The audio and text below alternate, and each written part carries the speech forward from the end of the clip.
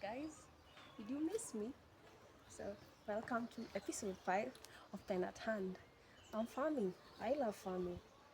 So, soil. In school, we learned about agriculture and ancient civilizations like Mesopotamia and Egypt. They used to plant along the riverline because the soil was fertile. The good thing about my soil is I'm in an arable area and the soil is fertile enough to plant. So today I'll be planting this. These are seedlings I got from a farm, from a greenhouse farm called Grace Rock, and they have amazing products. So what I got was kitungu. It's called liki. Zoom. It's called liki. It's called liki, the one you cook samosa with. I got sukuma wiki, type called matumbo. It looks like matumbo, yeah, and it's very sweet. We have spinach. Yeah, spinach is nice. And I have cabbage. So on my piece of land, I'll be making beds. So far I've been looking at people around me farming, and I've realized they've decided to be putting crops in beds because of space. The beds are helping you to carry capacity. Like you can plant particular crops. Like I'll have all this in this piece of land. This I don't know how long it is, but this one, and I'll plant all this plus kumariki. So this is the bed we'll be making. We make it like a bed, a seedling bed, and then after making it, I'll plant normally, and then I'll debo. Yeah. Yes. Farming has always been more than planting seeds. It is one of the oldest and most fulfilling activities we know. We were originally farmers, deeply connected to nature, and working the soil reminds me of that bond. What makes this moment meaningful is having my younger brother helping me plant, showing how growth is shared. Today more than ever, we need to use every skill we have to nurture, create, and lead fulfilling lives just as we nurture the earth. So you can see I've made the bed. I have 2, 3, 4, 5. So basically what we'll be doing is digging holes.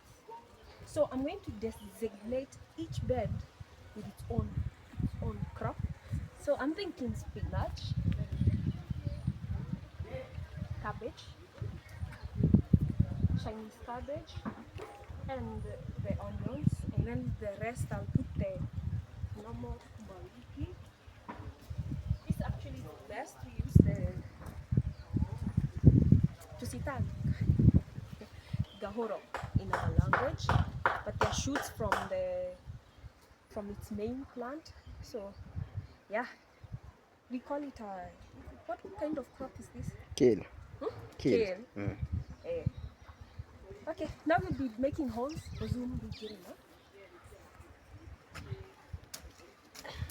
On each bed.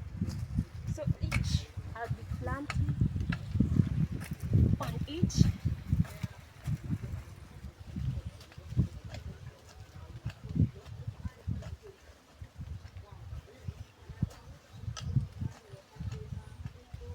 Holes to put the seeds, of course. Seeds I had, it's easy and fun.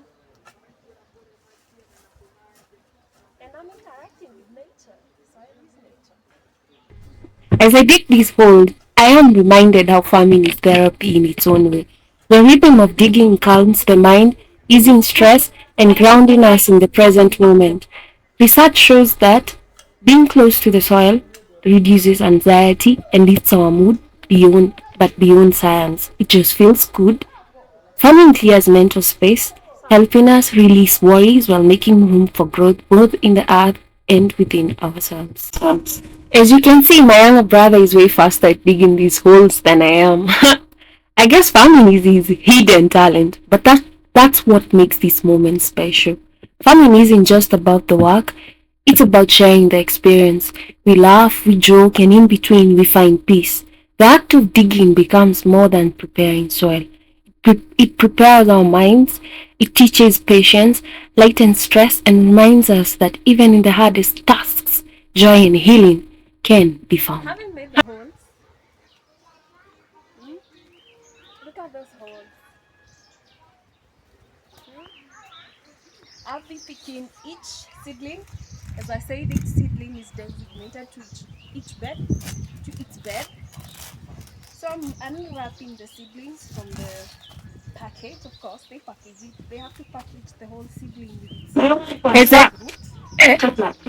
As I unwrap these seedlings, I am reminded how growth often starts in fragile places. Just like these young plants, we all need care and gentleness when starting something new. Farming shows us that vulnerability is not weakness, it's the beginning of strength.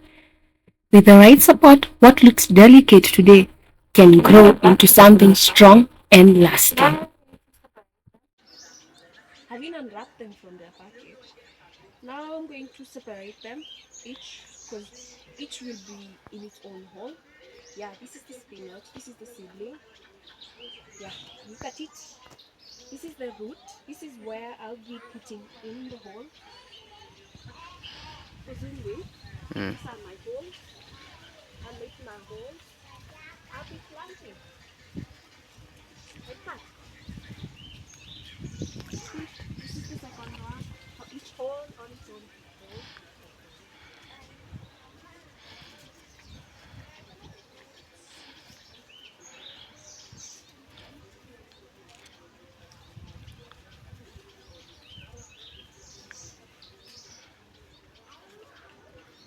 And I cover with my hand.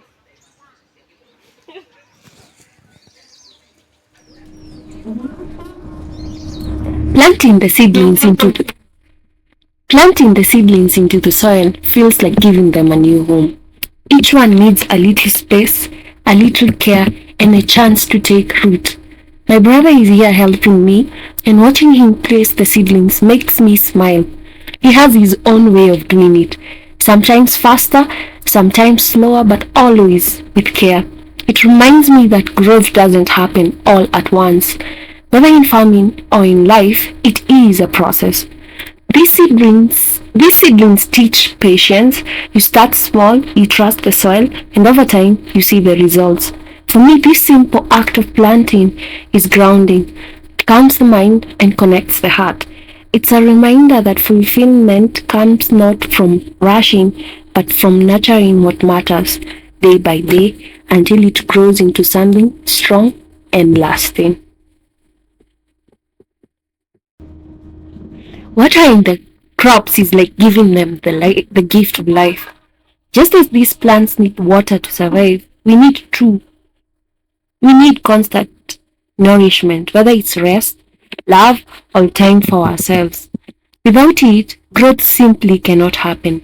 As I pour water over the seedlings, I am reminded that healing requires consistency. A little care each day makes a big difference, and over time, the results begin to show. Farming teaches us that fulfillment comes from what we feed, both in the soil and within our own lives. Here we are 1 week later, and the beds are already alive with new growth. What was once bare soil is now full of tiny shoots reaching toward the light. It's amazing how much can change in such a short time when the right care is given. And that is the true lesson farming leaves us with. Growth, healing, and fulfillment take patience, but every small effort counts. Watching these seedlings reminds me that our journeys work the same way. With consistency and love, we can transform our lives. Thank you for joining me in this episode of Pen at Hand. I hope it inspires you to plant something, whether it's in the soil, in your heart, or in your dreams, and nurture it until it grows. Until next time, Keep writing your story one moment at a time. Bye-bye.